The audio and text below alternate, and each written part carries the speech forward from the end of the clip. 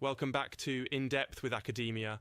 I'm Richard Price, founder and CEO of Academia Edu, and today we're taking a deep dive into a fascinating and really vibrant piece of research by scholar Myeshia Babers called Cowboy Cool, a professional black cowboy's perspective. This is one of those papers that makes you pause and, I don't know, maybe rethink all the iconic imagery you've got tucked away in your head about cowboys, masculinity, and, well, American culture. Before we get rolling, quick reminder, my job is just to present and explore the paper's findings, not to say I agree or disagree. Academic research is about posing questions, not handing out answers. So, let's roll with some curiosity.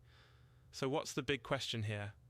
Babers is asking, at its heart, why the black cowboy even exists as a paradox in American culture. Or maybe better put, why is the image of the cowboy so, well, white in the US imagination, and how do black professional cowboys actually move through these kind of complex racialized spaces? Why and how is coolness, yes, coolness like style, demeanor, the whole vibe, important for black cowboys in their own communities and as performers on the national rodeo scene? And maybe, big question here, why does society erase or distort their stories? If you're thinking, wait, are black cowboys real? Yes.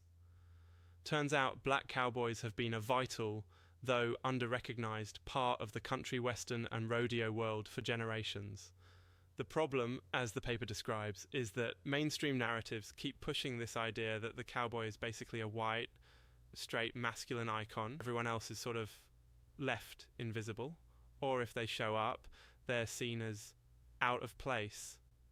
And wow, the significance of this? Well, if you love country music, cowboy boots, rodeos, or just American pop culture, it's all shaped by these hidden assumptions and histories. That's wild, right? So, how did Babers dig into all this? The method was basically ethnography. That means really getting into the lived experiences of real black cowboys.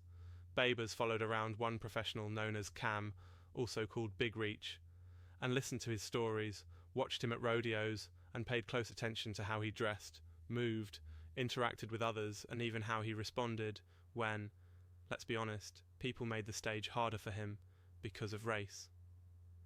One key insight Babers shares is this.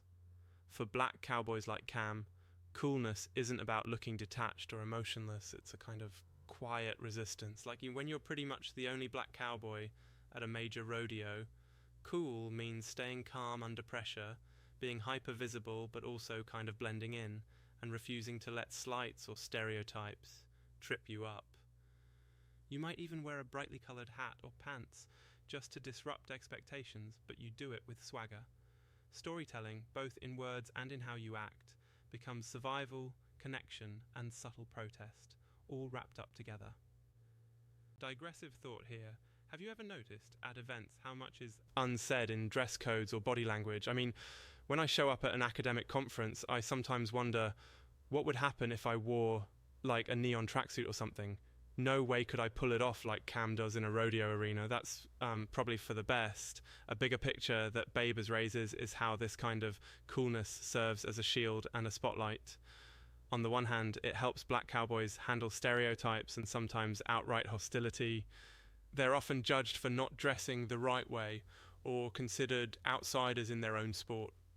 On the other hand, the cool, this controlled, stylish, self-possessed way of moving, gathers respect, sometimes even envy. But it's a delicate thing. The same coolness is often misread as arrogant or fake, especially by people clinging to narrow ideas about cowboys. For you, the listener, this means, well, a lot.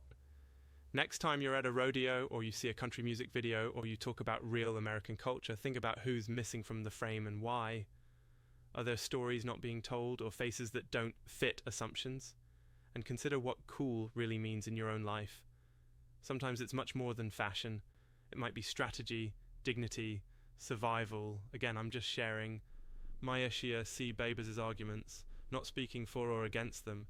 That's the heart of academic exploration, throwing out ideas, testing them, and seeing where they lead. Research isn't the final word. It's an invitation to see from another angle. You might agree, you might disagree. That's the joy of learning, right? Thanks for joining me for this episode of In Depth with Academia. If you liked exploring this topic, or if it made you see cowboy hats in a different light, let me know. Stay curious, stay kind, and remember, every culture, every tradition has hidden depths waiting for you to explore. See you next time.